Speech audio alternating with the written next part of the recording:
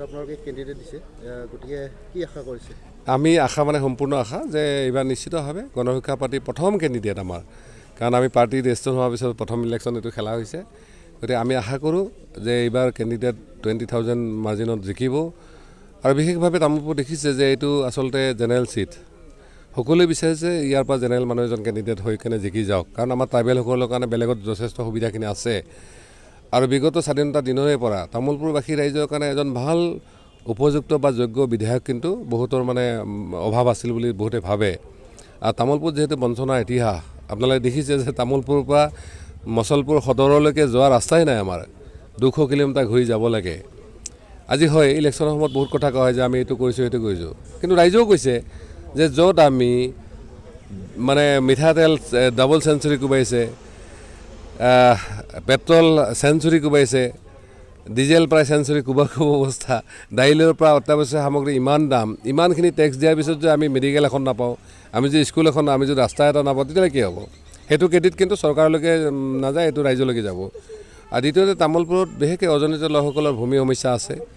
বিগত সময়খিনি আমাৰ CM ডাঙৰে BDC ইলেকশ্যনত আহিয়ে কৈছিল যে আমি 15 দিনত তামোলপুৰ মাটি সমস্যা সমাধান কৰিম, নাই কৰা। ঠিক তেনেকৈ কোৱা হৈছে 5,000 পাত্তা দিয়া হৈছে, 5,000 তামোলপুৰ কিন্তু এটাও পোৱা নাই। আৰু লগে লগে ইয়াত আমাৰ বিশেষকৈ ধৰ্মীয় আৰু ভাষিক যিসকল সংখ্যালঘু লোক আছে তেওঁলোকৰ ওপৰত এতিয়াও ফৰেইনৰ নটিচ আহিছে। এইখিনি সময়ত বিশেষকৈ আমাৰ যিখিনি হিন্দু বেংগলী লোক আছে তেওঁলোকে কৈছে যে আমি বিজেপিৰ পৰিয়ালৰ এজন নিচিনা আছিলোঁ, আমাক তেওঁলোকে যি ধৰণৰ ট্ৰিটমেণ্ট কৰিছিল তেনেধৰণৰ কৰা নাই। ঠিক তেনেকৈ বিভিন্ন আঁচনিবিলাক স্বয়মৰ পৰা অৰুণোদয়ৰ পৰা আৰু যিমান আঁচনি আছে ঘৰৰ পৰা আৰম্ভ কৰি ব্লকৰ যিবিলাক আঁচনি চব বঞ্চিত হৈছে। সেইকাৰণে ভাবিছে যদি এজন এনেকুৱা ধৰণৰ নন কমিউনেল নন ৰেচিয়েল যদি এজন MLA আহে, তেওঁ নিশ্চয় সেইখিনি এড্ৰেছ কৰিব পাৰিব।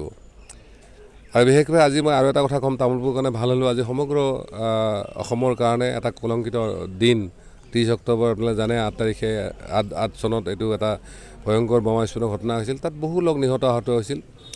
মই সেই ফেমিলিসকললৈ পুনৰ সমবেদনা জ্ঞাপন কৰিছোঁ। আৰু আহি থকা দিনত অসমত আৰু এনেকুৱা ধৰণৰ দুৰ্ঘটনা নহওক, মই এইটো আশা ৰাখিছোঁ। যিহেতু বৰ্তমান অসমৰ কথা নকওঁ, কিন্তু কোকৰাঝাৰ সমষ্টিৰ MP হৈছে, মই কোকৰাঝাৰ বাকীকেইটা সমষ্টিত যিটো দেখিছোঁ যে গোসাইগাঁও আৰু ভৱানীপুৰত কিন্তু কংগ্ৰেছে লিডিং লৈ আছে আজিৰ দিনত। তাত AIDFৰ জৰিয়তে যিটো ভোট কটা পলিচি আছিল, মই ভাবোঁ এইটো কেঞ্চেল হ'ব। আৰু গোসাইগাঁৱত যিহেতু BPFও আছে, গতিকে তেওঁলোকে হয়তো ছেকেণ্ড পজিশ্যন, তাত EPPৰ অৱস্থাটো মই যিটো জানো ইমান ভাল নহয়। আৰু বিশেষকৈ এই 9 শাসনত মই বেলেগৰ কথা নকওঁ, বড়ো সমাজৰ মাজত কিন্তু কিছু অলপ বিভ্ৰান্তি হৈছে EPPবিলাক লৈ। তেওঁলোকৰ নেতৃত্ব হয়তো যি ধৰণে তেওঁলোকক কনভিন্স কৰিব লাগিছিল বা কৰিব পৰা নাই। তামোলপুৰত মই দেখিছোঁ যে বড়ো ভোটটো ডিভিজন হোৱাৰ কাৰণ আছে। বহু লোক আছে যিসকলে কোনো কাৰণতে সেই বড়ো হ'লে EPPলৈ কিন্তু ভোট নিদিয়ে। আৰু বিশেষকৈ আমাৰ ইমানুৱেল মছাহাৰী যেতিয়া উদ্যোগ কৰিলে, কাৰণ ইমানুৱেল মছাহাৰীৰ লগত দুটা ভোট আছিলে, এফালে টোটেলি EPPৰ বিৰোধী ভোটটো আছিল, আৰু বিশেষকৈ বিজেপি যিখিনি আছিল তেওঁলোকৰ আছিল, কাৰণ বিজেপি ভাবিছিল যে এইটো সমষ্টি পোৱা হ'লে তেওঁলোকে নিশ্চয় জিকিব পাৰিলেহেঁতেন, কাৰণ এইটো হিন্দু ভোট যথেষ্ট আছে আৰু তেওঁলোকৰ মানে ভাল এটা মানে যিহেতু কমিউনিটি আছিল সেইটো আছিল। গতিকে আজি তামোলপুৰত বাজিটো এইটোৱে যে বিজেপিৰ যিখিনি গ্ৰাছৰুটৰ ভোট আছে, সেই ভোটখিনি যদি কিবা কাৰণে EPPলৈ ট্ৰেন্সফাৰ হয় তেতিয়া চান্স আছে, কিন্তু আজিৰ দিনত এইটো 200% ট্ৰেন্সফাৰ নহয় বুলি জানো। তেওঁলোকে বিকল্প হিচাপে GSP আছে, কাৰণ এইটো ইলেকশ্যন জিকিলেও বা হাৰিলেও চৰকাৰ কিন্তু ভাঙা পাতা নহয়। সেইকাৰণে তেওঁলোকে কৈছে চৰকাৰক বা চৰকাৰী পক্ষক এটা শিক্ষা দিয়াটো দৰকাৰ আছে, যাতে ভৱিষ্যতে তেওঁলোকে ৰাইজক দিয়া প্ৰতিশ্ৰুতি পালন কৰে। বহুতে কিন্তু তামোলপুৰত সেইভাৱে লৈছে। আৰু বেলেগ নালাগে, আমাৰ চিফ মিনিষ্টাৰ ডাঙৰীয়া আহিছিলে যে ইয়াৰ হয়তো স্থানীয় নেতৃত্বক ভালকৈ ক'ব পৰা নাই, যাৰ কাৰণে তেওঁ ইভেন খুচুৰা যিবিলাক আমাৰ সুলভ মূল্যৰ দোকানী আছিল, এজেণ্ট আছিল, তেওঁলোকক তেওঁ গালি পাৰি গৈছে, চোৰ বুলি কৈছে, জেলত ভৰাম বুলি কৈছে। আমি দেখোঁ যে গাঁওবিলাকত সুলভ মূল্যৰ যিবিলাক দোকান আছে, কিছু সন্মানীয় ব্যক্তি আছে, তেওঁলোকে কৈছে যে চবেইতো চোৰ নহয়, 2-এজন থাকিব পাৰে তেনেকুৱা 2টা অভিযোগো আছে। সেইটো বেয়া কথা হৈছে। ইভেন 8-9 কোটি টকা অকল তামোলপুৰ চাব ডিভিজনতে তেওঁলোকে কমিশ্যন দিব বাকী আছে, গতিকে সেইখিনি দিব লাগে। আৰু এইটোৰ কাৰণে দিল্লীত তেওঁলোকৰ ধৰ্ণা হৈছিল এই দোকানীবিলাকৰ, তাত মই নিজেও গৈছিলোঁ 19 চনত, তাতো আমি দাবী কৰিছিলোঁ। ইভেন আমি নিজে ভিজিলেন্সৰ মনিটৰিং কমিটিৰ চেয়াৰমেন, আমি জানো এই হিচাপে অকল তামোলপুৰ বুলি নহয়, বাক্সা, কোকৰাঝাৰ, চিৰাঙত যথেষ্ট পইচা দিব বাকী আছে।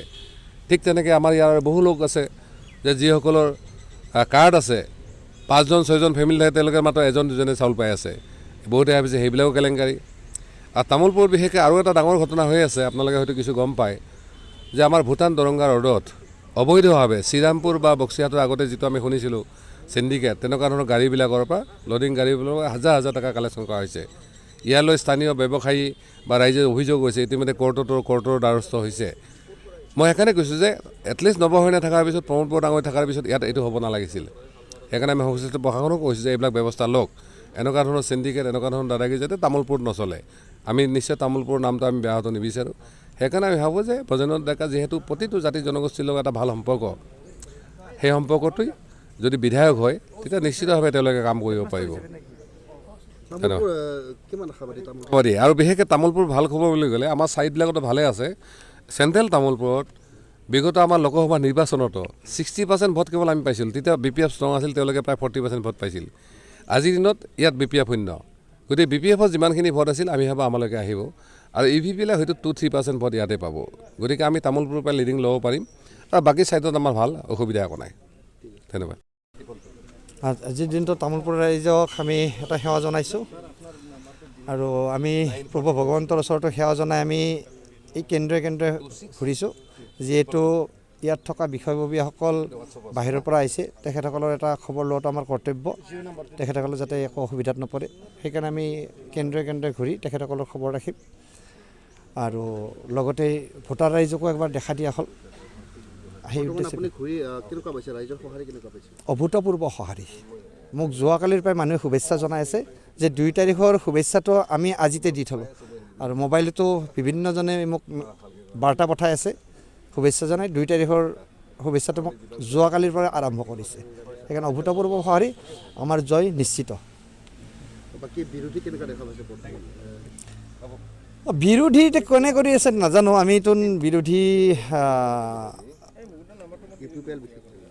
UPPL বুলি নহয় মিত্ৰজোঁট যিহেতু আছে এতিয়া আপোনালোকেতো দেখিছে ইয়াত গোটেই VIP নামিছে তেখেতসকলে প্ৰচাৰ চলাইছে আমাৰ লগত আকৌ এটা ডাঙৰ ষ্টাৰ কেম্পেইন থাকি গ'ল সেই ষ্টাৰ কেম্পেইনটো আমাৰ মানে বিভিন্ন গাঁৱে ভূঞে একদম প্ৰচাৰ চলাই সেইটো হ'ল তামোলপুৰ সমষ্টিৰ বিভিন্ন জাতি জনগোষ্ঠী প্ৰায় 17টা জাতি জনগোষ্ঠীয়ে আমাৰ ষ্টাৰ কেম্পেইনাৰ হৈ গাঁৱে ভূঞে দোকানে পোহাৰে বজাৰে সমাৰে প্ৰচাৰ চলাই থাকিল আৰু সেইকাৰণে ৰাইজে তামোলপুৰৰ ৰাইজে বিভিন্ন ঠাইৰ পৰা যোৱাকালিৰ পৰা আমাক বাৰ্তা পঠিয়াই আছে যে আমাৰ জয় নিশ্চিত আজিও আমি যিকেইটা চেণ্টাৰত গৈছোঁ সেই চেণ্টাৰকেইটা এটা কথাই কৈছে যে আমাৰ জয় নিশ্চিত বিভিন্নজনে ৰাতিপুৱাৰ পৰা আৰম্ভ হোৱাৰ পৰা ফোন কৰিছে ছাৰ মোৰ ভোটটো প্ৰথম দিলোঁ ছাৰ মোৰ ভোটটো দ্বিতীয় দিলোঁ গতিকে আমি জয় নিশ্চিত বুলি সেইকাৰণে কৈছোঁ 100%।